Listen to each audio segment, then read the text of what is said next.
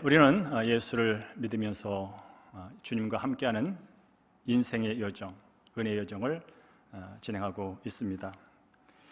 지난주에 말씀드린 것처럼 예수님과 함께하는 은혜의 여정이란 길이요 진리요 생명이신 예수님을 따라가며 예수님을 예비하며 교회를 섬기고 사명을 감당하는 제자의 삶을 말합니다. 특별히 은혜의 여정, 제자의 삶의 목표가 있다면 여러 가지가 있겠지만 가장 중요한 것은 바로 날마다 주어지는 은혜를 통해서 우리가 예수님을 점점 닮아가는 겁니다. 예수님을 닮아가는 것은 하나님의 계획이요 하나님의 뜻입니다. 따라서 그리스도인의 삶은 예수님을 믿고 따르며 예수님을 닮아가는 제자의 삶인 것이죠. 그 제자의 삶이 바로 은혜의 여정입니다. 자, 따라할까요? 그리스도인의 삶은 예수님을 믿고 따르며 예수님을 닮아가는 제자의 삶입니다. 그 제자의 삶이 바로 은혜의 여정입니다. 네, 은혜는 하나님께서 우리에게 값없이 주시는 선물, 사랑이라고 말씀해 드렸습니다. 그야말로 값없이 호의를 베풀어 주시는 건데, 값없이 베푸는 그 은혜가 값없이 우리에게 주어지지만 그러나 그것은 결코 값싼 것이 아니다.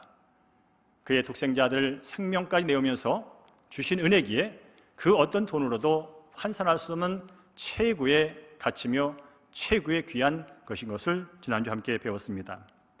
오늘은 먼저 찾아오는 은혜, 먼저 찾으시는 은혜라는 제목을 갖고 말씀을 나눌 때 여러분께서 다시 한번 내가 여기 있는 것이 그냥 있는 게 아니구나 하면서 다시 한번 하나님의 사랑을 깨닫는 시간 되기를 주님으로 축원합니다. 하나님의 은혜는 우리들이 나는 하나님이 필요해요 라고 깨닫고 하나님을 찾기 이전부터 내게 있었다는 거예요. 하나님의 은혜는 나는 하나님이 필요해요, 그러니 내게 와주세요 라고 내가 하나님을 부르기 전에, 내가 하나님을 찾아가기 전에 이미 나를 먼저 찾아오셨다는 거예요. 이게 무슨 얘기냐면 사람들은 죄인들이에요. 죄인은 스스로 하나님께 나갈 수가 없어요. 하나님을 알지도 못해요. 그런데 하나님께서 먼저 이런 죄인들에게 찾아오셔서 죽은 영혼을 깨우쳐 주시고 만나 주신 것, 이것을 우리는 신학적인 용어로 선행 은총이라고 말합니다. 선자는 앞선다는 선자, 하나님이 먼저 행하신 거예요. 내가 하나님께 가기 전에 먼저 내게 오셨다는 뜻이에요. 오늘 그 말씀을 함께 나눌 거예요. 자, 우리 함께 빌립보서 2장 12절과 13절 말씀을 스크린을 통해서 함께했습니다. 너희 시작. 너희 안에서 행하시는 이는 하나님이시니 자기의 기쁘신 뜻을 위하여 너희로 소원을 두고 행하시게 하시나니. 자, 오늘 본문을 읽다 보면요, 하나님은 행하시는 분이다. 하나님은 일하시는 분이세요. 그래서 하나님은 일을 계획하시고 하나님은 일을 행하시고 하나님은 그 계획하신 일을 성취하신 하나님이라고 성경은 말씀하고 있어요. 하나님은 일을 해놓고 그냥 팔짱 끼고 있는 분이 아니라 늘 계획하시고 계획하신 것을 행하시고 이루시는 하나님. 근데 보니까 너희 안에 행하시는 이, 하나님께서 일을 하시는데 우리 안에서 그분의 일을 하신다는 거예요. 특별히 그분의 기쁜 뜻을 위해서 우리 안에서 그분의 일을 하세요. 우리는 하나님이 우리 안에서 일하는 것을 어떻게 알 수 있냐면, 첫째는 양심이라는 걸 통해서 알게 돼요. 하나님께서는 우리 안에 양심을 남겨두셨어요. 그리고 그 양심을 통해서 선을 행하려는 의지를 주셨어요. 그래서 정말로 양심에 화인 맞지 않는 한 뭔가 잘못을 하면 나 잘못했구나 이걸 알게 돼요. 그리고 좀 더 나가면 반성해야지, 회개해야지, 돌이켜야지 하면서 우리가 태도를 바꾸고 마음을 바꾸게 돼요. 바로 이런 것들을 하나님께서 우리 마음속에 남겨두셨다는 거예요. 그럴 뿐 아니라 전도서 3장에 보면 우리에게 영혼을 사모하는 마음을 주셨대요. 전도서 3장 11절을 제가 읽습니다. 하나님이 모든 것을 지으시되 때를 따라 아름답게 하셨고 또 사람들에게는 영혼을 사모하는 마음을 주셨느니라 라고 말씀하고 있어요. 하나님께서는 모든 것을 지으신 창조주 하나님이세요. 그리고 지은 것을 때에 따라서 아름답게 하세요. 아름답게 지으셨을 뿐아니라 때에 따라 아름답게 계속해서 섭리하고 계세요. 그래서 사시사철 나무가 봄에 연한 잎을 내고 여름에 진한 잎으로 가을에 단풍으로 그 중간에 꽃을 피고 열매를 맺는 모든 것들이 아름다운 과정들이에요. 그 모든 것을 하나님이 하고 계셔요. 뿐만 아니라 하나님의 형상을 따라 지음받은 백성들에게 영원을 사모하는 마음을 주셨대요. 영원하면 먼저 떠오르는 것은 영원하신 하나님을 떠오르는 거예요. 영원은 유한한 세계 너머를 말하는 거예요. 우리는 유한한 시간 속에, 유한한 공간 속에 살다 가지만 우리 마음속에 유한한 시간과 유한한 공간을 뛰어넘는 그런 마음을 사모하는 마음을 주었어요. 이 얼마나 은혜인지 몰라요. 여러분 살면서 눈에 보이는 것만 쳐다보다 죽는 거 참으로 답답해요. 주어진 시간에만 갇혔다가 죽는 거 요거 답답해요. 그런데 우리가 이 답답한 현실 넘어 있는 세계를 볼 수 있는 그런 마음을 줬다는 것은 이게 참으로 은혜인 거예요. 오늘 이 시간 살아가는 우리 성도뿐 아니라 이 땅에 살아가는 모든 사람들에게 이 일반적인 은혜를 주셨어요. 양심을 주셨고 선을 행하려는 의지를 주셨고 또 잘못됐으면 반성해서 바로잡으려는 그런 생각들, 더 나아가서 눈에 보이는 것 이상을 바라볼 수 있는 그런 마음을 줬다는 거예요. 자, 여기서 이제 질문 하나 하고 넘어가겠습니다. 지금 우리는 이 자리에서 예배를 드리고 있습니다. 또 각 가정에서 영상을 통해서 예배를 드리고 있습니다. 자, 이렇게 질문해 보는 거예요. 지금 2021년 12월 12일 나는 하나님께 예배를 드리고 있는데 과연 이 예배를 드리도록 나는 언제부터 믿기 시작했고 나의 구원은 어디서 온 거야? 도대체 내가 어떻게 해서 구원을 받은 것이지? 라는 질문을 한번 해보는 거예요. 여러분 이 질문에 대답할 수 있을 때 오늘 예배가 더 깊이 하나님께 나갈 수 있어요. 나는 언제부터 어떻게 내 안에 믿음이 와서 내가 구원의 확신을 가지고 하나님을 따르는 자가 됐지? 라고 하는 질문을 하게 되는 거예요. 그 질문에 답하기 위해서 우리는 먼저 성경 말씀 하나를 보겠습니다. 에베소서 2장 1절에서 5절까지 말씀인데 제가 스크린에 요약을 했어요. 함께 스크린에 있는 것을 읽겠습니다. 시작. 그는 허물로 죽었던 너희를 살리셨도다. 긍휼이 풍성하신 하나님이 우리를 사랑하신 그 큰 사랑을 인하여 허물로 죽은 우리를 그리스도와 함께 살리셨고 너희는 은혜로 구원을 받은 것이다 라는 말씀이 있어요. 자, 에베소 2장 말씀에 보면 오늘 읽은 것 중에 죽었던 죽은이라는 단어가 있어요. 이 단어에 주목을 하셔야 돼요. 죽었던 죽은. 보니까 허물로 아프다, 허물로 죄에 걸렸다 그런 뜻이 아니라 허물로 죽었대요. 허물은 죄예요, 죄. 죄 때문에 죽을 것이야가 아니라 죽었대요. 즉 우리가 죽음이라는 단어를 떠오르게 되면 세 가지로 이 죽음을 바라볼 수 있어요. 첫째는 육체적인 죽음이지요. 여기 있는 저와 우리 사랑하는 성도님들은 나이가 많든 적든 간에 언젠가는 한번 육체적인 죽음을 경험합니다. 지금 똑딱하는 순간 육체적인 죽음 앞에 지금 장례식을 치른 사람들이 지금도 있습니다. 죽음은 육체적인 죽음이 있습니다. 뿐만 아니라 성경은 영적인 죽음이 있다고 말합니다. 이 영적인 죽음은 모든 생명의 근원이신 창조주 하나님 그 모든 은혜의 원천으로부터 단절되는 하나님과 단절되는 교제가 끊어지는 죽음이 있다는 거예요. 이게 바로 영적인 죽음이라고 말합니다. 또한 한 가지 죽음이 더 있는데 그 죽음은 영원한 죽음이 있대요. 영원한 죽음은 영원히 하나님과 관계가 끊어진 상태에서 영원히 가는 거예요. 하나님과 관계가 끊어진 상태에서 영원히 지옥에서 영원히 사는 죽음이 있다는 거예요. 그야말로 끔찍한 죽음이죠. 고통스러워서 죽고 싶은데 죽을 수도 없는 그 상황 속에 영원히 지속되는 영원한 죽음이 있다는 거예요. 오늘 에베소 2장에 말하는 죽음은 영적인 죽음을 말합니다. 하나님과 관계가 끊어진 것. 뭐 때문에? 죄 때문에. 즉 영적인 죽음 상태의 이 얘기를 쉽게 설명하는 그림이 그거죠. 여러분 들어봤을 거예요. 자, 우리 길가에 큰 가로수 나무들이 있습니다. 그런데 태풍이 와가지고 그 나무를 뿌리채 뽑아버렸어요. 뿌리채 뽑혀버렸어요. 그 나무의 수명은 언제까지냐면 그 나무가 갖고 있는 내 안에 있는 수분이 다 떨어질 때까지 그는 살아요. 그러나 그 안에 있는 수분이 다 없어지는 순간 그 나무는 잎부터 마르기 시작해서 뿌리까지 말르는, 그래서 완전히 죽어버리는 그런 상황을 맞이하게 되죠. 바로 하나님을 떠난 죄로 인해서 하나님과 단절된 인간의 실존이 뭐냐면 이런 태풍에서 뿌리가 뽑힌 그 나무의 상황과 똑같다는 거예요. 하나님의 무한한 자원, 무한한 은혜를 공급받지 못하는 그런 상황에 처해서 유한한 시간 안에 살잖아요. 하나님은 영원하신 유한한 무한한 시간을 갖고 계신 하나님인데 우리는 하나님 없이 내가 주인 되겠다고 뛰쳐나온 순간 우리는 유한의 시간 안에 살다가 죽어요.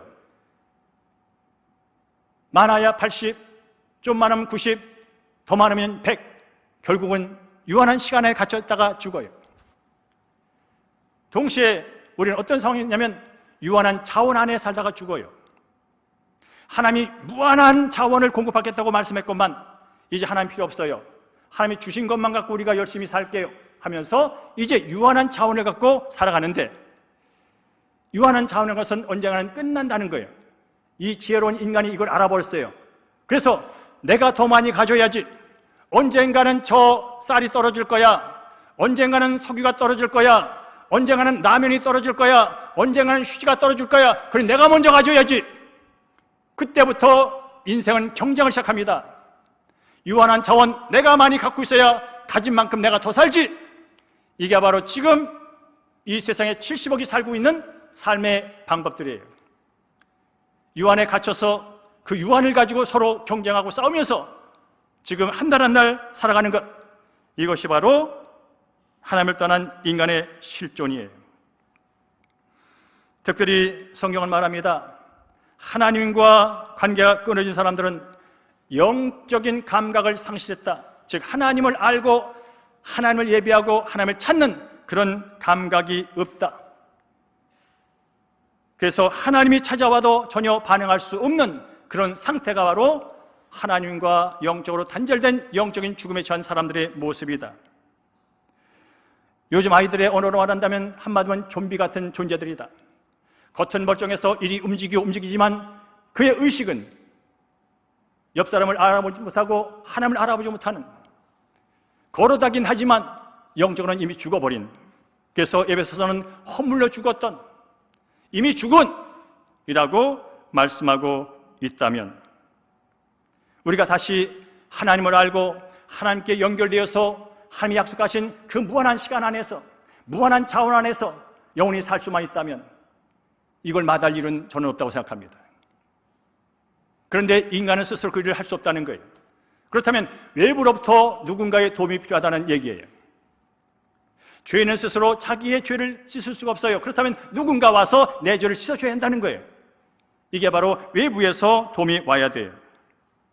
성경은 하나님께서 이렇게 유한한 시간과 유한한 자원에 갇혀서 그렇게 치고받다가 결국은 영원한 지옥으로 빠질 인생들의 절박한 상황을 보시고 주님께서 이들을 구원할 계획을 세우셨고 구원을 위해 일을 하셨고 구원을 성취하고 있다는 사실이 성경의 얘기예요. 다시 한번 질문합니다. 오늘 내가 살아서 예수를 믿고 받았다 여기며 예수를 주로 고백하며 하나님을 예배하고 있는데 과연 언제부터 어떻게 그 일이 시작된 거야? 라는 질문을 스스로도 해보시는 거예요. 내가 어떻게 죄인임을 깨닫고 회개하여 무엇보다 예수님이 나를 위하여 십자가에 달려 죽으심을 인정하고 그걸 믿음으로 하나님의 자녀가 됐다 말하고 천국의 시민이 됐다 말하고 나는 오늘 죽어도 영원히 사는 영생이 내 안에 있다고 말하고 있는데 어떻게 언제부터 그게 이루어진 거야? 성경에 따르면 나는 죄와 허물로 영적으로 죽었던 사람이었다는데 언제부터 내가 살은 거야? 어떻게 살은 거야? 하는 질문을 해보자 이 말이에요. 성경은 말합니다. 그것은 바로 우리가 예수님을 알기도 전에 믿기도 전에 나도 모르는 사이에 성령님께서 우리 안에 오셔서 나의 죽은 영적인 감성을 깨우셨고 믿게 하심으로 구원에 이르게 하셨다고, 이것이 바로 하나님이 앞서 행하시는 선행의 은총이라고.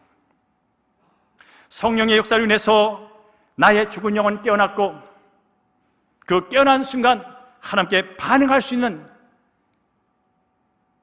그런 구원의 역사가 일어났다고. 여러분 아는 것처럼 잠자는 숲속의 미녀라고 하는 동화가 있어요. 잠자는 숲의 공주, 그런 다양한 버전이 있지만 그런 얘기죠. 공주가 있는데 그걸 시기하는 그 마녀가 저주를, 마법을 부려가지고 어떻게 합니까? 저주 아래 갇히게 되는데 그게 뭐냐면 100년 동안 잠을 자는 거예요. 정말로 영적인 영원한 수면 상태에 빠져버린 거예요. 이제 이 저주에 걸린 이 공주는, 이 미녀는 스스로 깨어날 수가 없어요. 누군가 와서 깨워줘야만 깨어지는 상태에 빠져버렸어요. 그런데 그가 이 100년의 수면에서 깨어날 수 있는 유일한 방법은 한 가지. 왕자가 와갖고 입술을 맞춰주고 키스를 하는 거예요. 다행히 왕자가 와서 영원한 잠에 빠져버린 그 공주에게 입을 맞춤을 말미암아서 그 공주가 깨어난다는 그런 이야기예요. 이 잠자는 숲속의 미녀 이야기는 단순한 동화예요. 그래서 우리는 앞서 행하시는 하나님의 선행의 은총을 이 동화를 통해서 발견할 수 있어요. 공주는 마법에 걸려서 영원히 잠자는 100년 동안 영원한 수면에 빠져버린 상태였어요. 그는 이제 잠자는 상태였기 때문에 스스로 자기가 자는지도 몰라요. 스스로 일어날 아무런 생각도 노력도 어떤 것 할 수 없는 상태예요. 누군가 도움이 오지 않으면 그 공주는 계속 잠만 자야 하는 상황이에요. 그런데 어느 날 왕자가 찾아와서 입을 맞추고 그 순간 깨어나게 되지요. 자, 공주의 입장에서 다시 이 상황을 볼게요. 공주는 자기가 자고 있으면서도 자고 있는 줄 몰라요. 그러니 깨고 싶은 어떤 욕망도 없어요. 그때 누군가 와서 그를 입맞추며 깨겠다면 공주에서는 은혜예요. 내가 이 잠으로부터 깨기 위해 아무것도 할 수 없었고 하지도 못하는 상황이었지만 누군가 값없이 와서 내게 입맞춤으로 내가 깨어났다면 이건 전적인 은혜예요. 왜? 공주가 스스로 자기가 깨기 위해 한 일이 아무것도 없기 때문에. 마찬가지로 성경은 하나님을 거부하고 떠난 모든 사람의 영혼이 마치 영적으로 죽은 수면 상태에 있다고 말하는 거예요. 수면 상태에 있으면 다행이야. 그냥 놔뒀다간 영원히 죽고도 싶어도 죽지 못하는 그곳에서 영원히 살 그런 상태에 놓인 게 인간의 실존. 스스로 깨어날 수도, 스스로 구원할 수도 없는 그런 상태가 바로 죄인의 상태. 신학적으로는 이것을 완전 부패, 절대 타락이라고 말합니다. 완전히 부패버렸어요. 회복의 가능성이 0%도 없다는 뜻이에요. 이게 바로 하나님을 떠난 창세기 3장에서 하나님 없이 내가 주인 되어 하나님 노릇하겠다고 뛰쳐나는 사람들의 마지막 모습이에요. 현재의 실존이에요. 따라서 하나님은 이렇게 영적인 죽음에 빠진, 영원히 영적인 죽음으로 영원히 죽어갈 그 인생들을 구원하기 위해서 하나님은 앞서 계획을 세우셨어요. 창세기 3장 15절부터 시작해서 하나님은 이 영혼들을 구원하기 위해 계획을 세우셨고, 그리고 그분은 일을 하기 시작했어요. 그리고 그 일의 성취 하이라이트는 예수 그리스도 자신의 독생자들을 이 땅에 보내셔서 그 일을 성취하게 하는 일이었어요. 그리고 예수는 이 땅에 오셔서 죽어가는 영혼들을 구원할 뿐 아니라 하나님과 끊어진 관계를 회복하여 하나님의 영원한 시간 안에 살 수 있도록, 하나님의 영원한 무한한 자원 안에 살 수 있도록 예수님께서 그 일을 행하셨다는 거예요. 그리고 성령께서는 이 사실을 저희 입술을 통하여, 교회를 통하여, 수많은 사람들을 통해서 계속 지금 증거를 하고 있어요. 그리고 이것을 믿는 사람, 마음으로 믿는 성령의 역사로 말미암아서 잠든 영혼이 깨어지고 맞아 하는 그런 반응이 있을 때 사람들은 새로운 삶을 시작하게 되는 것이고, 우린 그것을 거듭났다 말하고, 그리고 나서 거듭난 순간부터 우리는 주님과 함께 은혜의 여정을 가게 되는 것이죠. 지난주에 본 것처럼 예수님께서 안드레와 요한을 부릅니다. 와서 봐라, 와서 봐라 라고 초청을 하십니다. 그때 안드레와 요한은 반응을 했습니다. 그리고 예수를 따랐습니다. 근데 여기서 우리가 중요한 것은 안드레와 요한이 알았어요, 제가 예수님을 따르게요 라고 자신이 결정하기 전에, 결정하고 따르기 전에 예수님이 먼저 그를 찾아왔다는 거예요. 안드레와 요한이 내가 예수님처럼 살게요, 예수님 뜻대로 살게요 라고 결단하기 전에 예수님이 먼저 찾아와서 와서 봐라고 초청을 했다는 거예요. 이것을 우리는 내가 하나님께 응답하기 전에 먼저 하나님께서 내게 오셨고 응답할 수 있는 길을 열어주신 것, 이것이 바로 선행의 은총이라는 거예요. 저가 여기에 자리에 있고 우리 사랑하는 성도님이 여기에 있는 것은 나의 어떤 열심이나 어떤 종교심이나 어떤 노력으로 이 자리에 있기 전에 이미 하나님이 우리 각 사람 한 사람을 먼저 찾아오셔서 우리 마음속에 영적으로 죽은 그 영적인 감각을 깨워주시고 누군가 예수의 복음을 전했을 때 그걸 알아들어 먹을 수 있는 그 마음, 그 밭을 주님께서 미리 갖고 놓으셨다는 거예요. 이게 바로 구속사의 순서예요. 모든 것은 나로부터 시작하잖아요. 모든 것은 하나님부터 시작이 돼요. 창세기는 모든 게 하나님부터 시작됐다고 말한다면 모든 내 삶의 모든 것은 하나님부터 시작된 거예요. 따라하십시오. 하나님께서 나를 먼저 부르시고 나는 그에 대해서 응답했을 뿐입니다. 아멘. 그게 바로 하나님이 먼저 행하시는 은혜예요. 뿐만 아니라 하나님께서는 계속해서 우리 안에서 그분의 뜻을 이루어 가십니다. 빌립보서 1장 6절 말씀을 함께 읽습니다. 너희 안에 시작. 너희 안에서 착한 일을 시작하신 이가 그리스도 예수의 날까지 이루실 줄 우리가 확신하노라 라고 말씀하고 있어요. 너희 안에, 예수 믿는 그리스도인 너희 안에, 예수 믿고 구원받은 너희 안에, 예수 믿고 영생을 얻어서 오늘 죽어도 영원히 살 수 있는 그런 믿음을 가지고 지금 닥친 환난 앞에 당당하게 담대하게 멋지게 나가는 너희 안에 착한 일을 시작하신 하나님, 여러분 세상에 가장 착한 일이 뭘까요? 가난한 자에게 돈을 주는 것도 착한 일입니다. 넘어진 자를 일으켜주는 것도 착한 일입니다. 슬픔에 처한 사람에게 위로를 주는 것도 착한 일입니다. 그러나 정말 착한 일은 뭡니까? 죽은 자를 살리는 일이 착한 일인 줄로 믿습니다. 죽었는데 죽었는지도 모르고 사는 인생에게 참 생명을 부여하는 것이 착한 일인 줄 믿습니다. 바로 하나님께서 그 구원의 사역, 아무것도 모른 채 죄 속에 갇혀있다가 영원한 죄 구덩이에 빠질 인생들에게 새로운 생명, 구원의 일, 그 일을 행하신 그 하나님이 그리스도 예수의 날까지 이루실 줄을 나는 확신한다 라고 말했다면 그 착한 일을 누가 먼저 시작했나요? 내가 오늘 착한 일을 하기로 결단했다면 나로 하여금 착한 일을 하게 만든 그 시작은 어디서부터 시작됐을까요? 성경은 하나님부터 시작됐다고 말합니다. 성경 이야기는요, 하나님이 먼저 시작한 얘기에 다 먼저 사람을 부르시고 먼저 하나님의 일을 계획하시고 행하신 일들이에요. 몇 가지 예만 들어드릴게요. 여러분 잘 아시는 아브라함은 갈대아 우르에 살았어요. 목상을 만들어 파는 그런 집안에 태어난 사람이에요.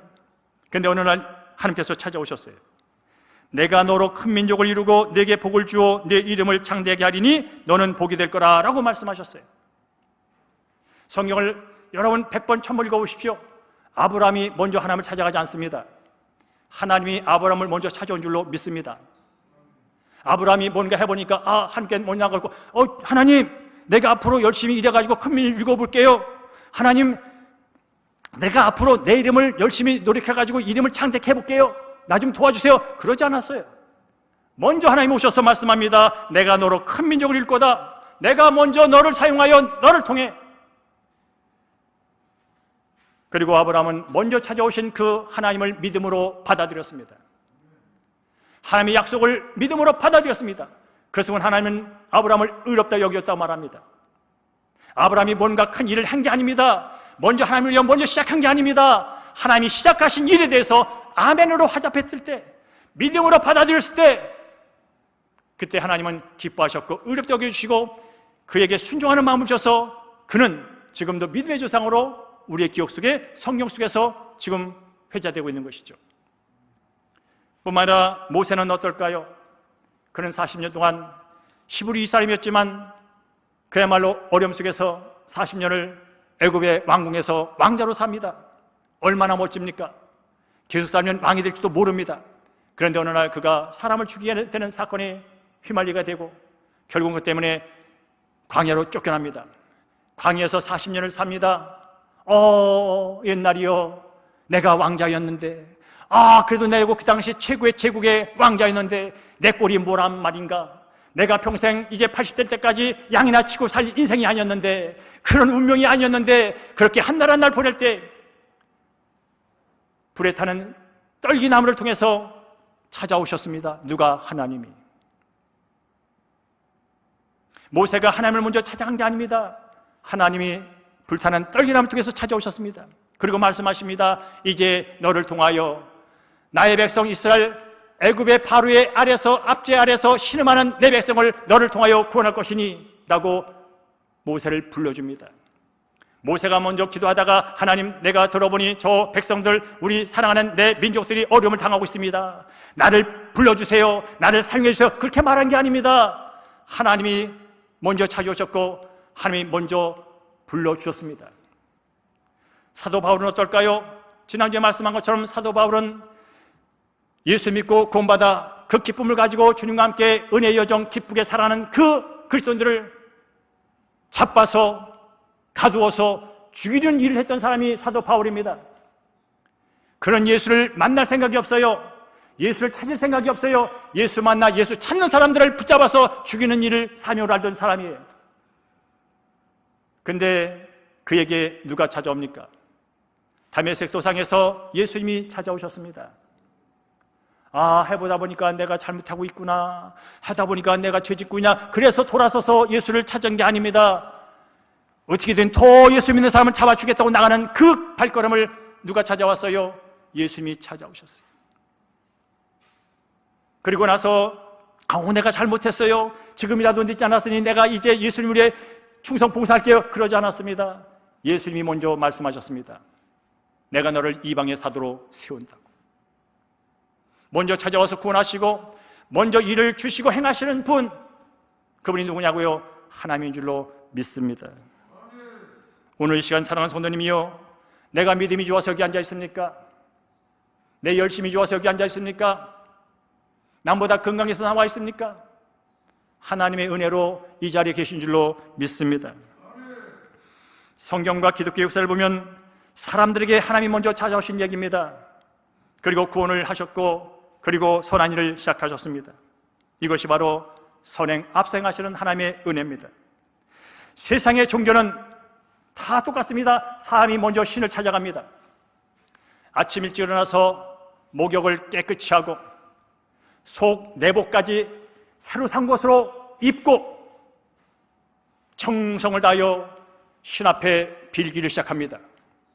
신이 오란 게 아닙니다. 내가 먼저 신을 찾아간 겁니다. 고목나무를 찾아가고 돌부처를 찾아가고 태양을 찾아가고 산 겨울자기를 찾아가고 내가 먼저 찾아간 겁니다. 찾아가서 신을 감동시키기 시작합니다.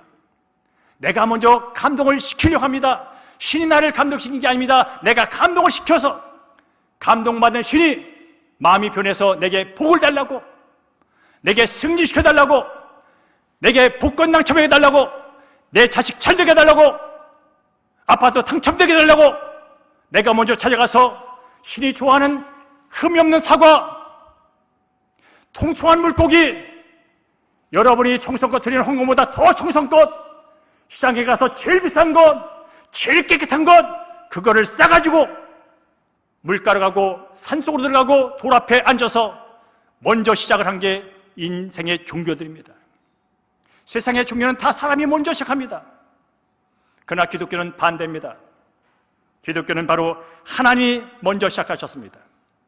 이 땅을 창조하신 것도 하나님이 먼저, 모든 것을 주장하시는 모든 것에서 하나님이 먼저 찾아오시고 먼저 행동하시고 먼저 은혜를 베푸신 줄로 믿습니다. 세상의 종교는 신을 찾아가서 은혜를 베풀어 달라고 구하는 게 종교입니다. 그러나 기독교는 그렇지 않습니다. 천지 만물을 창조하신 그분께서는 스스로 계실 뿐 아니라 스스로 일을 하십니다.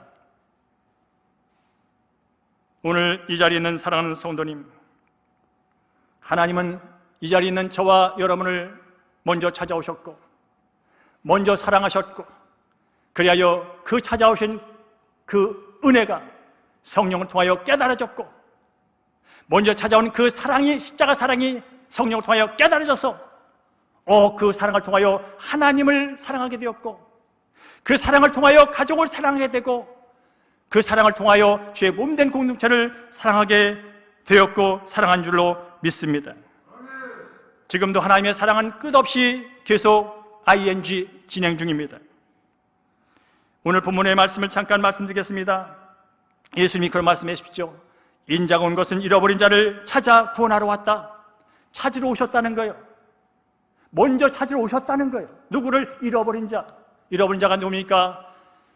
하나님 없이 내가 주인되어 내가 하나님 노릇하며 살겠다고 나선 인생들, 나와봤더니 사탄의 지배 아래 있네. 하나님 없이면 자유할 줄 알았더니 죄에 종속되어 죄를 짓고만 해. 그런 운명에 처한 자들을 다시 구하겠다고 하나님이 찾아오셨다는 거예요. 그 영이신 하나님이 인간의 몸을 입고 이 땅에 오셨다는 거예요. 이게 예수님이 말씀하신 거예요. 인자가 온 것은 잃어버린 자를 찾아 구원하려 함이라. 그는 오늘 본문은 한 사람을 찾습니다. 그 사람은 부자입니다. 그 사람은 세리장입니다. 그 사람은 키가 작습니다. 그러나 그는 돈이 많았습니다. 그는 돈을 갖고 행세도 할 수 있었습니다. 그러나 사람들에게는 인정을 받지 못했습니다. 친구도 없었습니다. 돈은 있었지만 쓸쓸했습니다. 기도자가 열등감으로 참으로 힘든 한 달 한 달 살고 있었습니다. 그런데 그 사람이 바뀌었습니다. 성경은 삭개오가 바뀐 것은 다른 데 있지 않고 예수님이 그를 만나 주었고 그분과 함께함으로 인해서 그 결과로 삭개오가 변했다는 것입니다.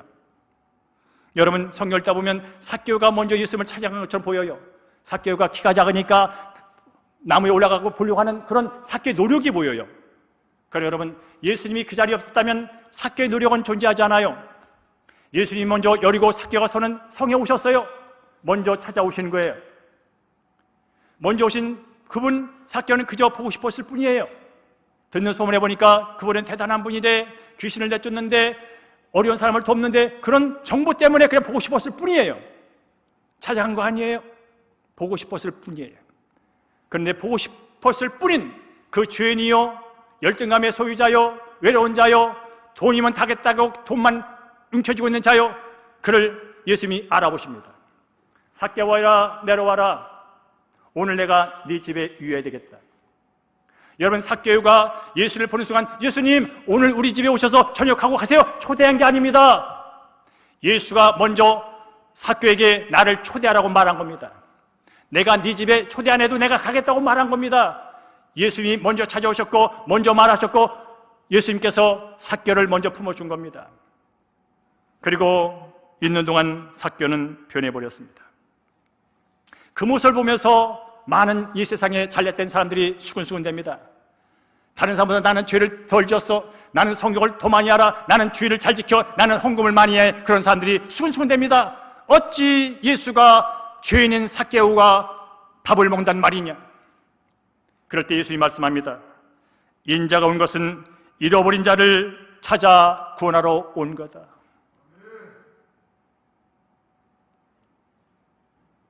의사가 필요한 것은 병든 자 때문이야. 그렇습니다. 예수님을 만난 삭개오는 남의 것을 착취하던, 움켜쥐면서 돈이면 다 될 거야, 내 열등감, 내 이런 삶 돈으로 해결돼야지, 끝까지 붙들고던 돈을 내놓습니다. 주님, 제가 내놓겠습니다. 혹시나 제가 토색하겠으면 4배를 갚겠습니다. 세상의 최고의 힘을 하고 있던 돈을 내려놓습니다. 그리고는 더 이상 외로워하지 않습니다. 더 이상 열등감에 헤매지 않습니다. 진짜 친구를 만났거든요. 그래서 그는 완전한 다른 사람이 변했습니다. 이런 행합니다. 예수님이 여리고로 오셨고, 예수님이 삭개오를 만나 주셨고, 삭개에게 함께함으로 말미암아서 그는 변했다면 이 세상에 그 누구도 예수 만나지 못할 사람이 없고 그 어느 누구도 예수를 만나면 다 변할 수 있다고 하는 그런 메시지를 우리는 볼 수가 있는 것입니다. 사랑하는 성도님,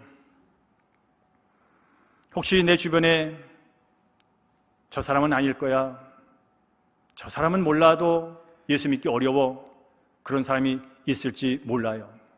그러나 여러분, 그 생각 내려놓으십시오. 하나님의 은혜가 먼저 그 사람을 찾아가면, 주님이 먼저 사랑을 갖고 그분을 찾아가면,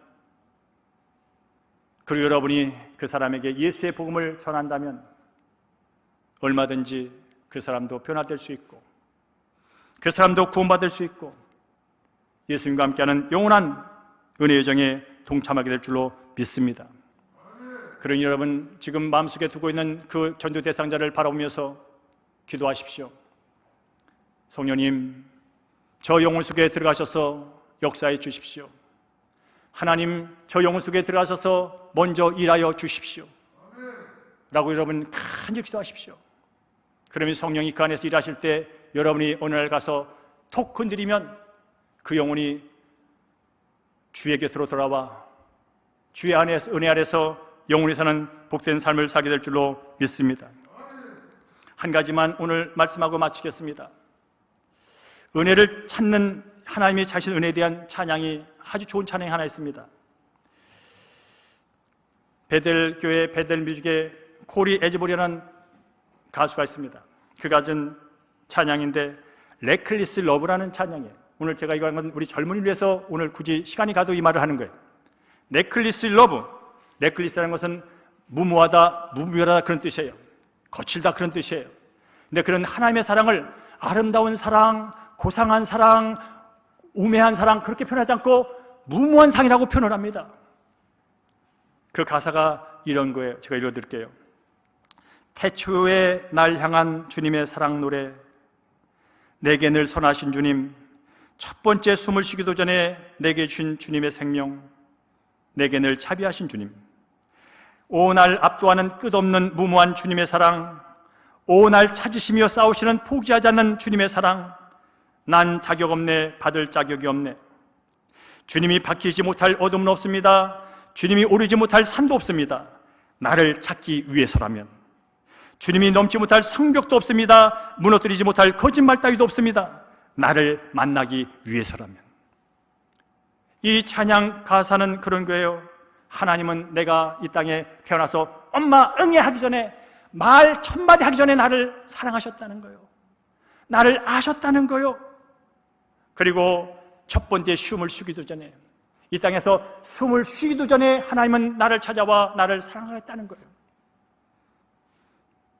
얼마나 나를 사랑하시면, 그리고 나를 찾기 위하여 그분은 어둠도 높은 산도 성벽도 마다하지 않고 오신다는 거예요. 여러분, 하나님께서 바로 이런 과정을 통하여 우리 한 사람 한 사람을 만나신 줄로 믿습니다. 얼마나 저와 여러분을 만나고 싶으면 독생자 아들 예수를 죽입니까?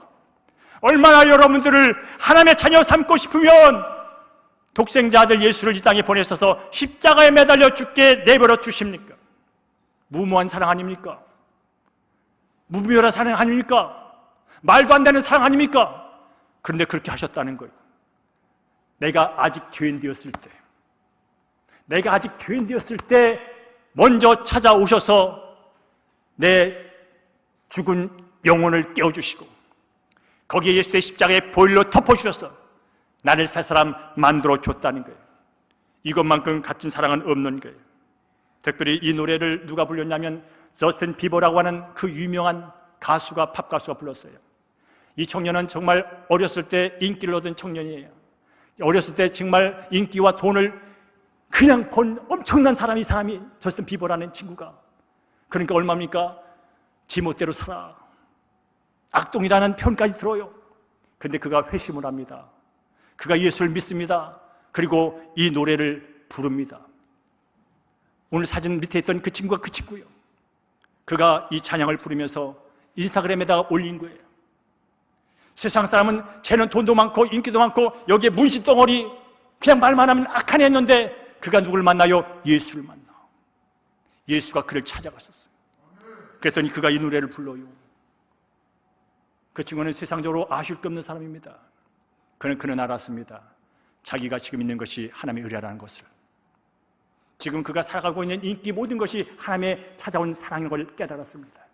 그리고 이 노래를 불렀습니다. 말씀을 마칩니다. 하나님은 하나님을 거역한 죄인들을 찾으시고 만나시고 구원하기 위해서 그분의 가장 사랑하는 독생자들을 이 땅에 보내주셨습니다. 그리고 십자가에 못 박아 죽이는 무모한 사랑을 실행하셨습니다. 지금도 하나님을 떠난 잃어버린 자들을 찾으시기 위해 하나님은 지구 끝이라도 달려가시는 분이십니다. 하나님의 앞선 은혜와 사랑이 우리들을 예수 안에서 구원받게 만드셨고, 영원히 예수님과 함께하는 은혜의 여정 속에서 즐겁게, 복되게, 담대하게 살아갈 수 있도록 오늘도 우리를 붙들고 계신 줄로 믿습니다. 이 시간 설교의 마지막은 나를 찾아오셔서, 나를 만나주셔서 오늘 이 자리 있게 하시고 오늘 죽어도 영원한 나라를 꿈꾸게 하시며 그날을 사모하며 예배드리게 한 그 하나님에게 영광의 박수를 올리는 것으로 오늘 말씀을 마치겠습니다.